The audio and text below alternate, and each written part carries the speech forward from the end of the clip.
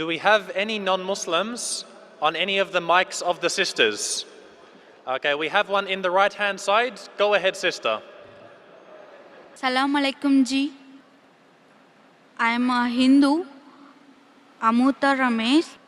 I am a diploma engineering.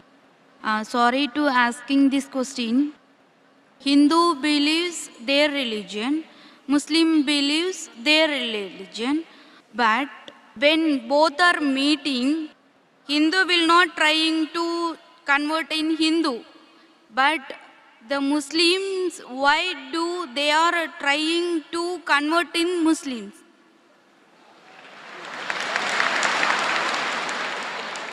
Sister, if I understood your question correctly, when Hindus meet Muslims, they don't try and convert the Muslims to Hinduism, correct? Yeah. But when the Muslims meet the Hindus, they try and convert the Hindus to Muslim, correct? Correct. Sister, it is like giving an example. There is a student who goes to school. Maybe he's in the 7th standard or 8th standard. There's another student who goes to postgraduate college. Postgraduate college, maybe he's doing his master's. Now when they meet, will the school student try and teach the postgraduate, or the postgraduate will teach the school student? Sister, Yes. will the school-going student teach the postgraduate student, or the postgraduate student will teach the school-going student? Sister, I asked you a simple question, not a difficult question. Sister, have you understood my question? Yeah.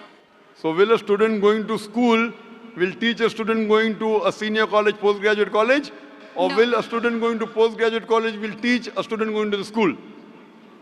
Post-graduated only. Correct. So in comparison, when the Muslims, what we believe, we are postgraduates. So when we meet our younger brother who are in school, it's our duty to share knowledge. We don't want to be selfish. I don't want to be selfish. You know, those who are selfish, the person should not be a graduate. You know, let him suffer. Let him be in school only. If he comes to college, postgraduate, he may take my job away. Those are selfish people. We, mashallah, we are selfless. It's our duty to spread the message of truth.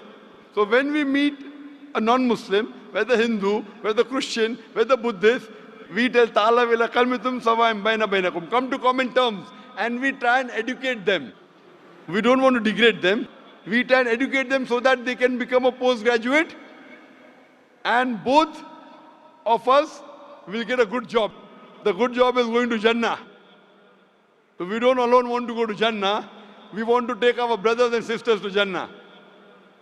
Sister, do you want to go to Jannah? Do you want to go to paradise? Jinnah. Do you want to go to paradise? No. Do you want to go to paradise, yes or no? I want to go to heaven only. Heaven, yes. Another name for heaven is paradise. There are some rules and regulations to go to heaven. As I mentioned in my earlier answer, according to the Hindu scriptures, according to the Quran, according to the Bible, if you want to go to heaven, you have to believe there is one God. You have to believe He has got no images, He has got no photograph, He has got no idols. Sister, do you believe in one God? Yeah, I believe Hindu only. You believe in Hindu God. Do you believe that God has got idols? No, God is not idol. So do you believe in idol worship? Idol version I am believing also. You believe in idol worship. Yes. So if God doesn't have idol, why are you worshipping the idol? Aren't you going against your Hindu scriptures?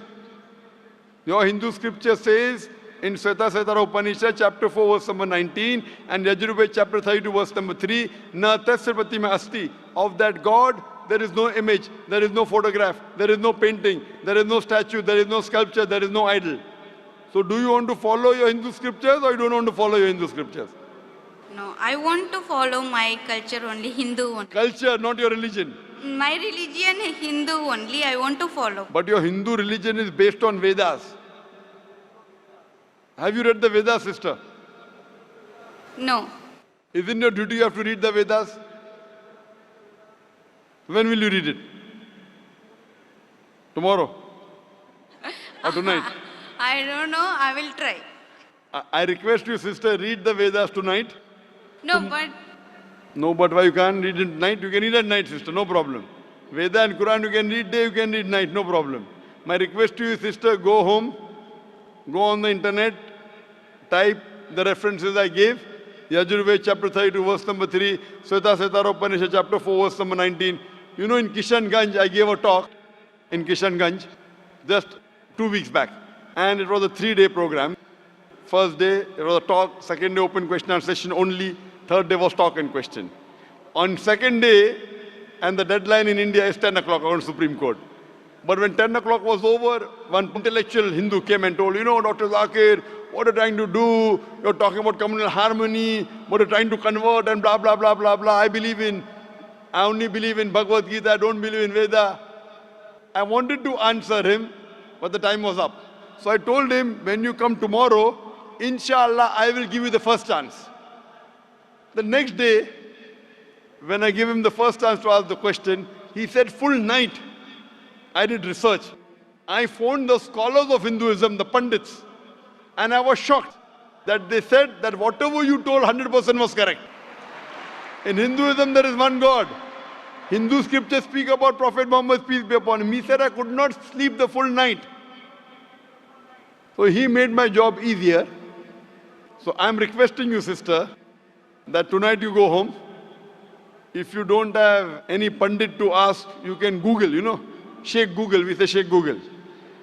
Or Pandit Google, go there, type all the references, try and find out, and tomorrow you can come and ask the question again, sister. Inshallah. thank you.